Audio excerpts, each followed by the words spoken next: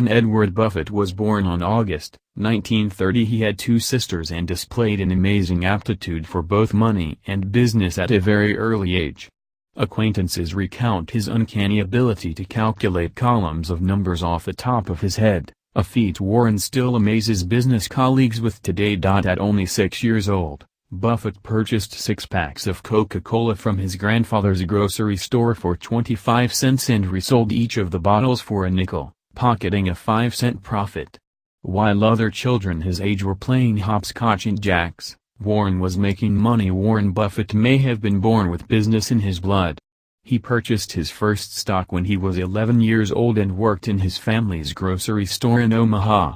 His father, Howard Buffett, owned a small brokerage, and Warren would spend his days watching what investors were doing and listening to what they said.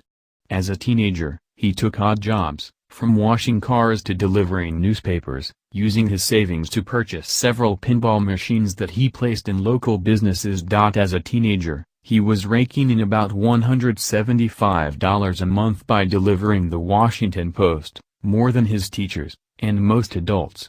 His entrepreneurial successes as a youth did not immediately translate into a desire to attend college. His father pressed him to continue his education, with Buffett reluctantly agreeing to attend the University of Pennsylvania.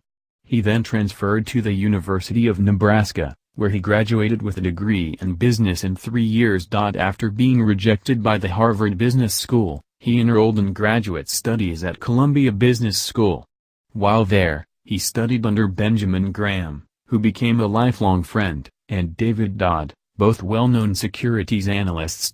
Warren Buffett, sometimes known as the Oracle of Omaha, is one of the world's wealthiest men and a renowned investor. Before working for Benjamin Graham, Warren had been an investment salesman, a job that he invested management fees, would grow his stake in the partnership.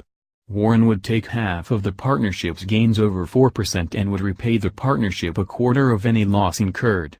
Furthermore, money could only be added or withdrawn from the partnership on December 31st, and partners would have no input about the investments in the partnership. By 1959, Warren had opened a total of 7 partnerships and had a 9.5% stake in more than $1 million of partnership assets.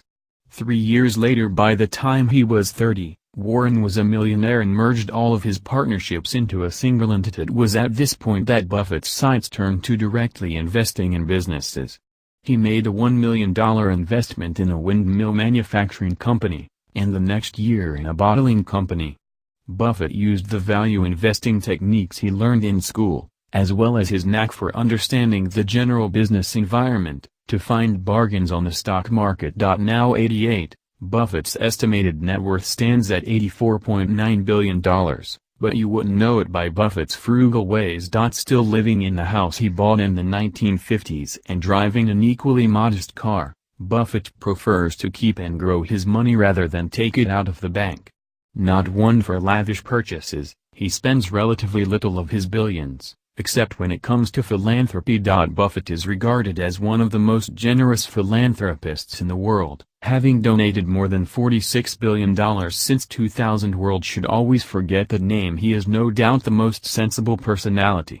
So if you like the story of that amazing man, subscribe to our channel and press the bell icon so you can never miss our video. Goodbye.